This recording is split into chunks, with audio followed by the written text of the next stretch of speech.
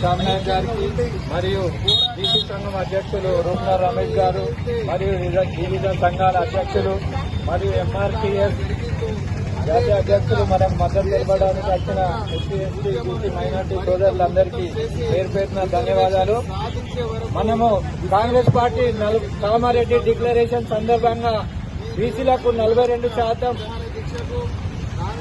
Reservation ఇస్తాను కట్టుబడి దానికి అనుగుణంగానే కాంగ్రెస్ పార్టీ అడుగులేసి పార్లమెంట్ లో అసెంబ్లీలో బిల్లు పాస్ చేసి జీవో కూడా ప్రత్యేక జీవో ఇచ్చి 9th షెడ్యూల్లో పెట్టి ఎన్నికల పోదామని చూస్తే కొన్ని రెడ్డి జాతీయ సంఘం వాళ్ళు కేసెత్తి కోట్ల ద్వారా దాన్ని ఆపడం జరిగిన విషయం మీ అందరికీ తెలిసినదే.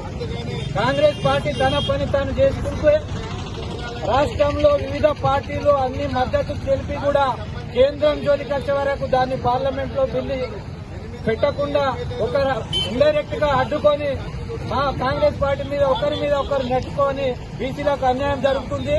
బీసీలు ఇప్పుడు ఇలాంటి పనులు మానుకోకుంటే బీసీలందరూ ఐక్యత అయి తెలంగాణ ఉద్యమానికి 4 ఇంతలు రెట్టింపుగా రాబోయే రోజులలో రాజకీయ నాయకులని బీసీలకు సపోర్ట్ చేయని నాయకులని ఇప్పుడు జూబ్లీస్ అయితే ఎలాగో ఓడగొట్టుకున్నామో అలాగే మరి కష్టగట్టి బీసీలకు సపోర్ట్ చేయని నాయకులని ఓడగొట్టాల్సిన పరిస్థితి చెప్తుంది. ఎందుకంటే ఇవాళ బీసీ ఉద్యమం నడుస్తా ఉంటే తమాషా చూస్తున్నారు. ఎందుకు బీసీలకు మద్దతు తెలియజేయడం లేదు, బయటికి రావడం లేదు.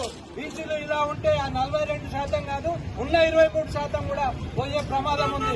కావున బీసీలందరూ మేలుకొని ఉద్యమాన్ని ఇంకా ఉధృతం చేసి రాబోయే రోజుల్లో ప్రతి ఒక్కరు మద్దతు తెలపాలని ఈ సందర్భంగా అందరికీ తెలియజేస్తున్నారు.